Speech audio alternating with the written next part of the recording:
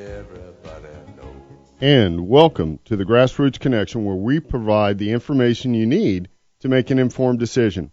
It's another beautiful day here in Columbia, South Carolina, and my privilege to be here to bring you this guest. We have a very exciting show, I think. We have Meria Heller of the Meria Heller Show. She's a talk show host and national speaker.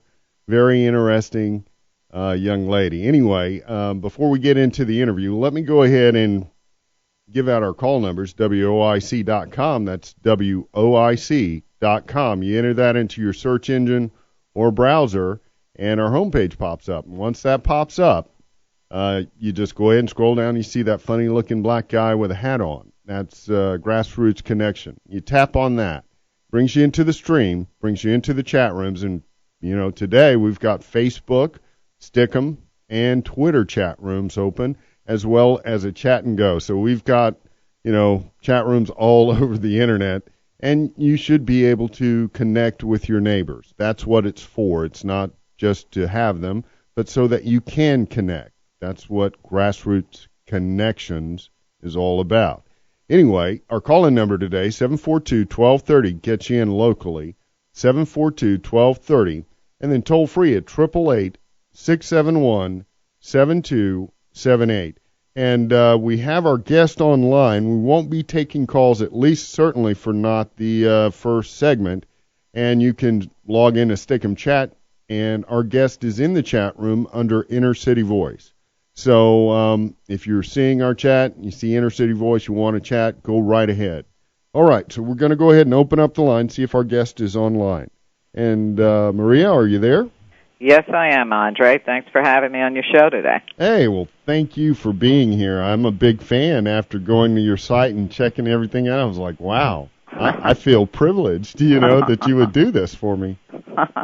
It's my pleasure. Hey, I've just been at it a lot longer than you have, that's all. Well, you've definitely done a lot of good work. Meria, can you give a little brief introduction to my audience? Some of them may not know who you are, and I think you know yourself better than I. I don't know. Actually, I'm the producer and the host of the Meria Heller Show. It's in its 11th year on the Internet.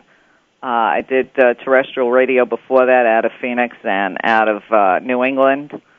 I have been researching for many, many, many years all the lies and conspiracies that have been thrown our way from our own government and other governments. And I'd like to think that my show is an education. I have lots of shows on my site people can listen to 24 hours a day if they want, unless they get sick of me. And it's an education. It's totally listener-supported, and it's quite a great group of people, not just the people I get on my show, but my listening audience as well. Well, you've definitely set the standard, and I'm looking at your standard, trying to meet up to it. The bar is kind of high in that you are totally listener-supported and now totally on the Internet without the benefit of a radio station. Well, you know, I hate to say it, but especially since you're on radio, but I predicted when I moved from regular terrestrial radio to the Internet that the Internet would replace radio, television, and newspapers. And now a mere, 11 years later, it's starting to look that way. Well, I think you predicted it correctly. And I'm just probably going to try to emulate your end of it. You know, there's just a lot of restrictions on terrestrial radio that you just don't have on the Internet. So anybody in business, in the radio business or broadcasting, trying to get a message out, has to really take a look at it. So anyway, we were kind of going to touch on chemtrails today, and I don't know if you noticed, but yesterday there was news that a moratorium at the UN has been instituted on geoengineering. You know, they might have instituted it at the UN, but I can tell you the skies here in Phoenix are loaded with chemtrails today. Again, I actually took a series of pictures of them yesterday and posted them on my Facebook, which, any of your listeners can look at. It's Meria Heller is the Facebook, and that's Meria. And I think that the moratorium, they're saying, is basically to stop them from doing any geoengineering projects in the future as if they're not already going on, and they've been going on for close to a dozen years now. Yep, that's what it looks like. It's kind of like putting the horse before the cart. I mean, in other words, since you've already been running these experiments, well, from my perspective, as someone who's been talking about chemtrails and, people looking at me and their eyes glazing over, rolling into the back of their heads, it does kind of validate some of the things that I've said. I mean, why would they issue a moratorium for something that doesn't exist? So, in a way, I kind of look at it and think, well, good. Maybe somebody's listening, and maybe some new people, once they see it, will think, well, hey, maybe there's something really to this. Right. Well, all people really have to do is look up. How hard is that? Go outside and look up. And if those even closely resemble clouds from 50 years ago, then you must be doing some pretty good drugs. That's all I can say.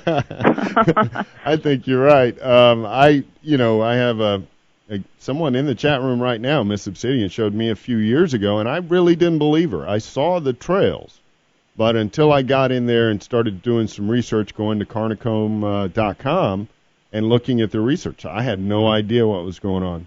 Absolutely. Well, yeah. Cliff Carnicom does the best job. I've had him on my show a few times. But there's a lot of other people working, fastidiously on chemtrails. Will Thomas is a great journalist up in Canada, and your people can go look on his site, willthomasonline.net, and he's got a huge section just on chemtrails alone, and a great book out on chemtrails called Chemtrails Confirmed. Okay. And when people say, we don't want to know, I love the we don't want to know crowd. I call it willful ignorance. Well, you're going to know if you break out in Morgellons disease and your flesh starts rotting off and your skin opens up and all kinds of fibers are coming out.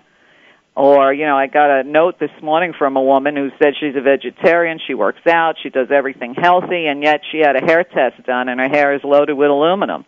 How is that? Where did that come from? It comes from the sky. It's Lucy in the sky with aluminum. That's it, And I'm wondering, because of all this aluminum, there are estimates 200 million tons of this stuff have been dumped on us to date.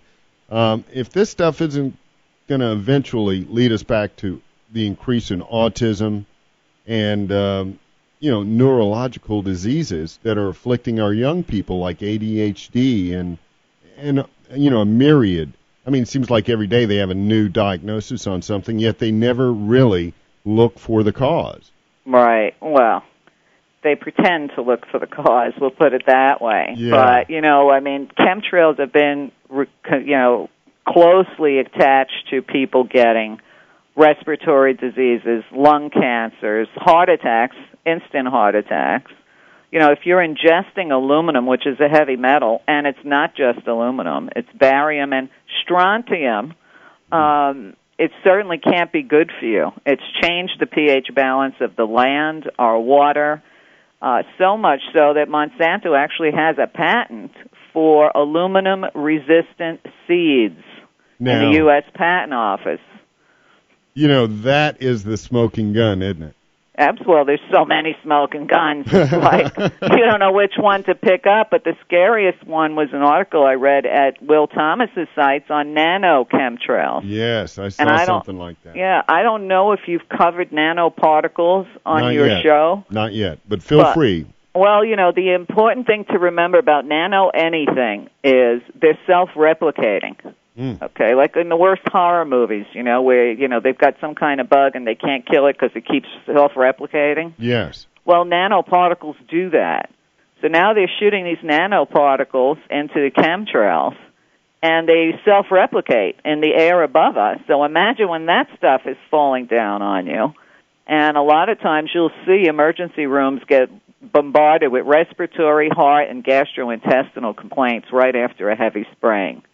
Let alone headaches and a huge increase in Alzheimer's disease, which is, the prion damage done by ingesting aluminum. Absolutely. I gotta tell people that Maria's hitting it right there. I mean, I have 3 children, and the oldest one, is in her 20s. When I see these planes spraying, she gets an asthma attack. It's just that simple. And she doesn't even realize it. I've put the correlation together. I've looked, because we live so close together, into the sky, and then noticed that, yes, she starts complaining about her asthma.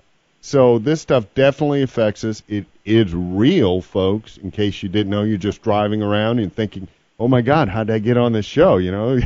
Right. Well, just imagine the military and putting microprocessors, little tiny RFID, nano-sized radio-controlled chips into the air that are made out of monoatomic gold particles. That can't be good, mixed with everything else that they're spraying above us. But the big question is, one day, because people are so numb to these chemtrails, they don't even see them, which is shocking to me. What's to stop them from putting a biological into the air and killing us all? Absolutely. I agree with you 100%. Or something like lithium and just lobotomizing us. I mean, just have us running around drooling on each other. We wouldn't have any clue. I mean, some of us wouldn't. Right. One of your listeners in the chat room is saying, as I understand it, the nano critters can be programmed also. Yes, and just as any other RFID chip, where they want you to use them for identity or whatever. They give you all these great reasons why you should get chipped. But people don't understand, they can program going in and they can program coming out.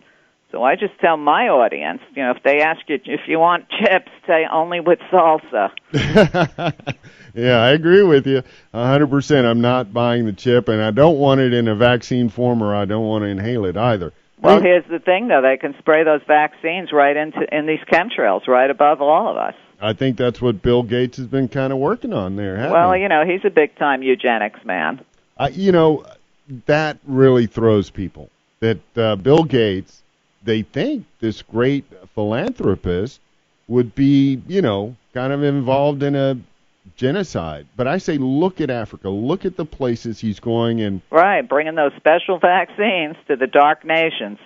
Yeah. I mean, come on, folks. This isn't rocket science. Have those people benefited from those vaccines? Are the death rates going down? Most of the children there die from lack of clean water, not some virus or disease. So why isn't it that he's trying to, he's developing all these vaccines that pharmaceutical companies will profit from instead of just putting wells in with clean water? Well, there's that old adage, follow the money.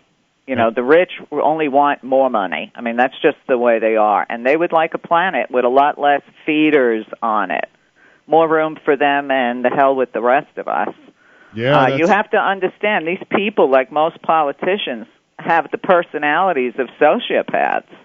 They're not like you and me and your listening audience. They're not patriots. I barely believe they're even human.